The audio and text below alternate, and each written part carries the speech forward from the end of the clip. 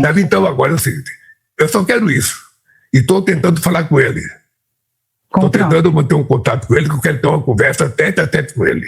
Sabe? E vou dizer, não se meta nos negócios do Brasil e sobretudo na questão da eleição. Pois era, isso que eu ia perguntar, porque a ameaça está dada. Não, né? Se meter, vão perder. Vão perder. Sabe? Quem vier dar palpite na eleição aqui nesse país vai perder. Porque esse país não abre mão, apesar dos negacionistas, apesar dos traidores da pátria, apesar do meu adversário, teu irmão lá, falando mal do Brasil, falando infâmia contra o Brasil, pode vir para cá, quem quiser. Nós vamos derrotá-los e vamos fazer esse país ter muito orgulho da soberania. Eu não tenho bomba atômica. O que é que eu tenho? A verdade. A minha consciência e a verdade do meu povo. Então, eu já disse, com mentiras, ninguém ganha do Brasil.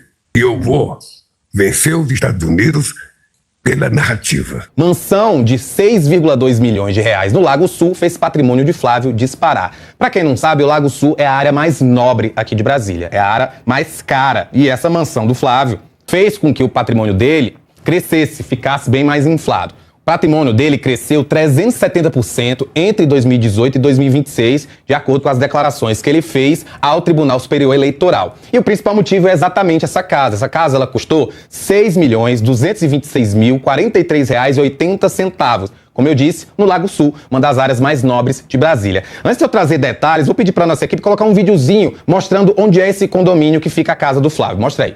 Olha, esse imóvel do Flávio Bolsonaro foi adquirido em 2021. E quando ele adquiriu esse imóvel, ele deu uma entrada de R$ 2.870.000 e financiou R$ 3.100.000 junto ao BRB, com prazo de 30 anos para ser quitado. Só que o senador terminou de pagar o imóvel em 2024, apenas 3 anos depois de fazer essa compra. Então foi esse imóvel que fez aí com que aumentasse esse patrimônio de Flávio Bolsonaro.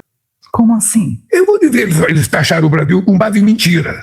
Inventaram as mentiras e taxaram o Brasil. Agora, sobre taxar o Brasil, falando de trabalho, que nós compramos coisa de trabalho escravo de outros países, é um ataque à China, na verdade. E que nós não cuidamos do desmatamento. Eu fui ao INPE a semana passada em São José dos Campos e tirei fotografia num gráfico em que o Brasil fez o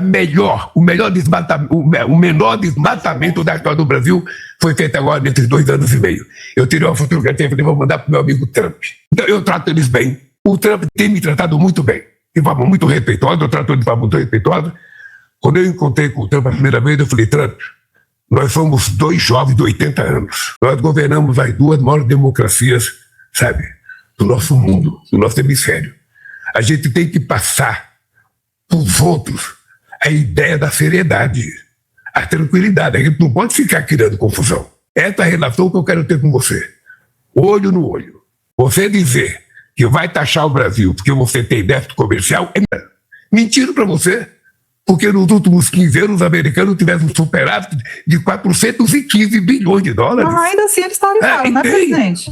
Então, eu ouvi dizer, eles queriam mandar 2 pessoas para vir para cá se meter, estudar as urnas. Nós não demos o visto para essas pessoas vir para o Brasil. Eles agora querem que eu apressadamente, sabe, aceite o agrimento do embaixador dele, agora só depois das eleições, porque se o embaixador dos Estados Unidos é importante no Brasil, por que eles ficaram 1 ano e 6 meses sem mandar embaixador para cá e querem mandar faltando 45 dias para as eleições? O secretário de Guerra, Pete Hegseth, disse que o governo americano planeja sim ataques em terra contra narcotraficantes na América Latina. Esse anúncio foi feito durante treinamentos conjuntos no Panamá realizados entre Estados Unidos e outros 18 países. Aqui o secretário de Guerra, Pete Hegseth, que afirmou ainda que essas operações poderão ocorrer, atenção, onde quer que atuem grupos do narcotráfico. Esse é um assunto para Betina Anton, que está chegando aqui ao estúdio do Conexão em São Paulo. Betina, seja bem-vinda. O que é que nós podemos esperar a partir dessa declaração do secretário de Guerra dos Estados Unidos, que é boca-e-roto, né? Ele fala muito, promete muito, ameaça muito, mas de fato parece, na Colômbia, por exemplo, há um princípio de acordo, né? É isso mesmo. Obrigada, bom dia, Colombo, bom dia a todos. Bom, a gente sabe que o governo Trump tem uma postura cada vez mais militarizada em relação à América Latina e tem adotado medidas espetaculares, ações espetaculares, como a explosão dos barcos lá no Caribe e também a própria captura do ditador Nicolás Maduro em janeiro. Agora, essa ação, essa ameaça de fazer ações por terra contra grupos de narcotraficantes, onde quer que eles estejam, apesar de ser uma afirmação muito impactante, ela não deve ter efeito aqui no Brasil. Isso é importante destacar. O que as autoridades americanas dizem é que ela deve ter um efeito entre os países que fazem parte da coalizão anti-cartéis, que faz parte de um grupo maior, que é o Escudo das Américas, que é um grupo criado pelo Donald Trump justamente para tratar da questão da segurança aqui na América Latina. E sempre com uma visão muito militarizada dessas ações. A grande pergunta é a seguinte: essas ações militarizadas para combater o tráfico de drogas, elas têm um efeito? Elas realmente funcionam? Eu tive numa reunião com o Trump, com 4 pessoas. Quando terminou a reunião, eu falei para o pessoal, sabe, o Trump é o melhor de todos eles. É o que conversa mais seriamente comigo. Então é o seguinte, eu quero manter uma relação. Boa, ele conversa. Sabe, somos 2 chefes de Estado, 2 homens de 80 anos. Ele diz que se prepara como eu. Não parece, mas ele se prepara. Então, se nós. Fisicamente, tudo. Então, deixa eu lhe falar. Eu quero manter uma boa relação com os Estados Unidos. Não quero nenhuma briga com os Estados Unidos. Lamentavelmente, eles estão fazendo, sabe, construindo inverdades contra o Brasil. Nós ontem entramos com a lei da reciprocidade para a gente mostrar que a gente também não é, sabe, pouca coisa. Nós nos respeitamos. O que eles querem, a gente quer também. É isso, mas eu estou muito tranquilo. Pois é, porque tem gente que está bem assustado porque já tentaram um golpe, né? E agora, já que não deu certo o golpe... Você pode ficar certo, é que eu estou muito tranquilo, sabendo o que pode acontecer, e estou preparado para debater a defesa do Brasil em qualquer lugar do planeta Terra.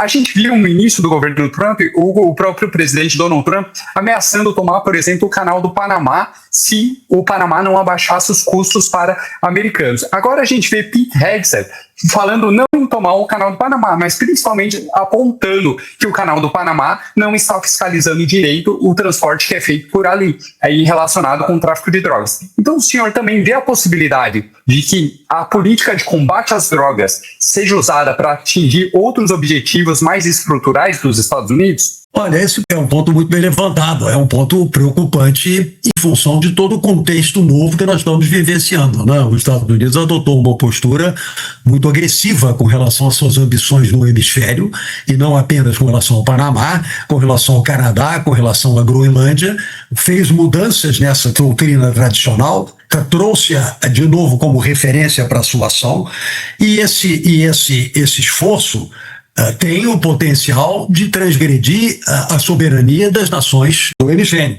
E tem, inclusive, a possibilidade de transgressões territoriais. E a verdade é que não me ocorreu que a incursão na Venezuela tenha sido aceita pelo então presidente daquele país, né? Independentemente da natureza do regime que tomava conta da Venezuela, isso, no âmbito da legislação do direito internacional e da Carta das Nações Unidas, é uma transgressão completa, né?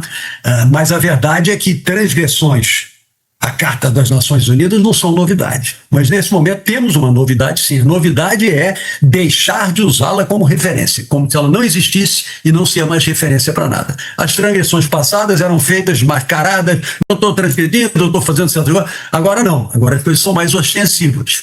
Se é possível que alguma coisa aconteça aqui no Brasil, vamos ver.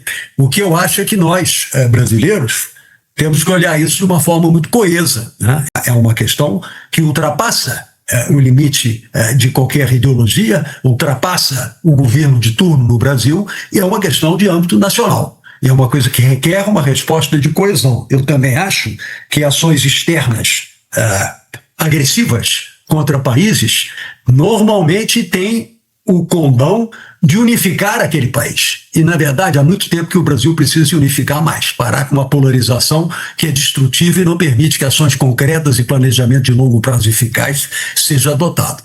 Eu espero que essa postura agressiva de terceiros países contra o Brasil possa nos induzir a tomar posições de maior coesão nacional, porque isso é muito necessário para defender os interesses soberanos do país. Qual é a chance de Flávio ganhar a eleição? Essa pergunta foi feita ontem por empresários reunidos com o Kassab em São Paulo. E o Bruno vai dizer para a gente, a avaliação do Kassab sobre a candidatura do Flávio não é das melhores. E olha que o Kassab é um veterano da análise e de ler o quadro político, não é isso, Bruno?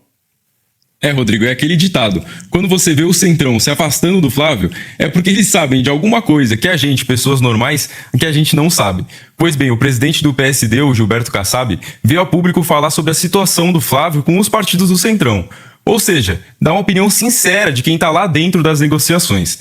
Em um encontro com empresários em Higienópolis, São Paulo, que inclusive contou com a presença de Ronaldo Caiado, o Kassab ele disse o seguinte, abre aspas, eu discordo que os partidos de centro estejam neutros. Eu acho que eles estão com o Lula. De 2 anos eu participo de eleições. Vocês sabem da minha reputação de acertar. Eu posso falar para vocês que a chance do Flávio se eleger é 0. Não tem a menor chance, Rodrigo. Ou seja, ele cravou 0 chance para o 01 ganhar a eleição, disse o Gilberto Kassab. É preciso a gente ter um pouquinho de atenção, porque é análise, Ele estava reunido num ambiente fechado, está fazendo uma leitura do quadro político para empresários, para gente que pode botar dinheiro na campanha, pessoal do mercado, etc. Está fazendo análise. E é verdade que ele geralmente acerta nas análises. O Kassab é aquele cara que estava no governo da Dilma, quando percebeu que o vento estava virando para o outro lado, saiu do governo, apoiou o impeachment e passou para o lado do Temer.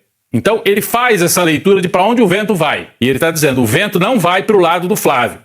É só análise? Não. Tem também torcida. E tem também uma operação de discurso para tentar desmontar o Flávio Bolsonaro. Por que o Gilberto Kassab está fazendo isso? Porque ele quer emplacar o Caiado ainda, sonha com isso. Eu acho que não tem a menor chance do Caiado ocupar o lugar do Flávio nessa campanha, a não ser que apareça uma fotografia do Flávio Bolsonaro, olha, em situações extremamente constrangedoras, o que até agora não apareceu. O Kassab, portanto, ao dizer a chance do Flávio ganhar é 0, tenta dizer para os empresários, caiam fora e apoiem o Caiado, que talvez tenha alguma chance de derrotar o Lula. Mas, por outro lado, ele também diz que o Centrão está com o Lula. Então indica que o primeiro nome dele é o Caiado e, em segundo, o Lula, e não o Flávio. Ele indica para a turma, para os empresários, num segundo turno, eu vou oficialmente ficar neutro, mas talvez eu até feche mais com o Lula do que com o Flávio. É o que a gente pode depreender dessa avaliação do Kassab. Então,